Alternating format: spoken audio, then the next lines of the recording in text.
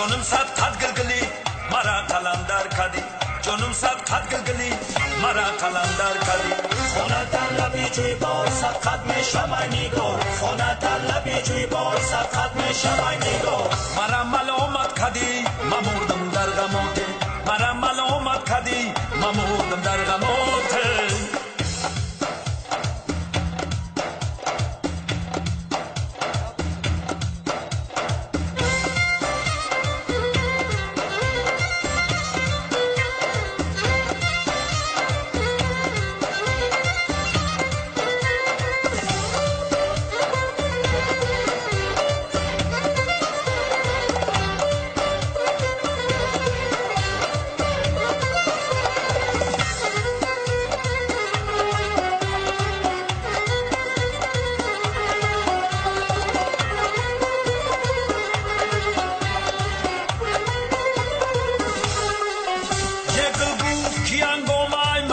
سحر چیست این رنج من ناراست به بالای تجر چیست این رنج من ناراست به بالای تجر چیست این زیر زبر چیست پایان نظر چیست این زیر زبر چیست پایان نظر چیست خواهی گلی تر چیست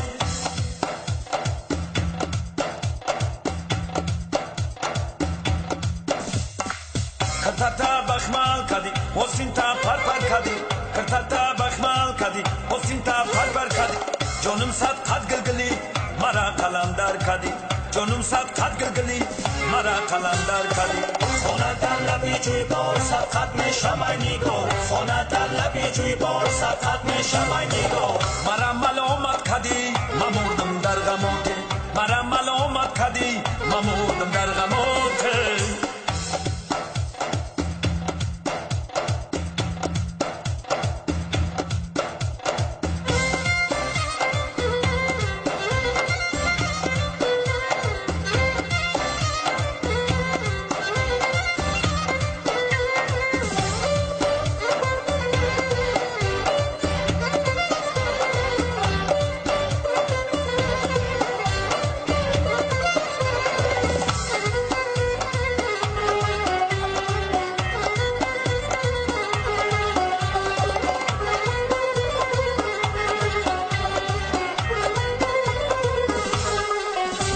شامی رمضان برو خود بازار کنم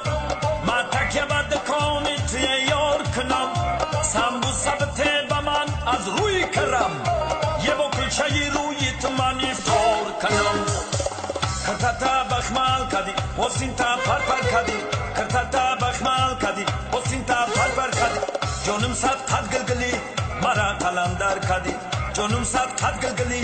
مرا قلندر کدی خانه در لبی جوی بار صد قد می شمای نگار خانه در لبی جوی بار صد قد می شمای نگار مرا ملامت کدی ممردم در غمات مرا ملامت کدی ممردم در غمات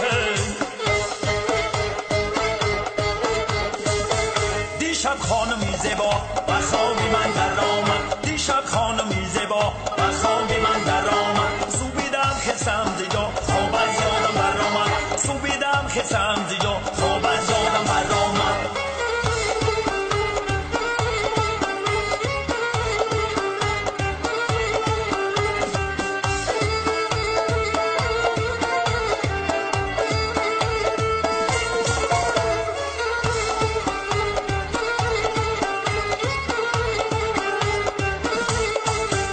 بیا گیردی تو گردم دعاگوی تو گردم بیا گیردی تو گردم دعاگوی تو گردم سیمن باشی الهی بحق بسم الله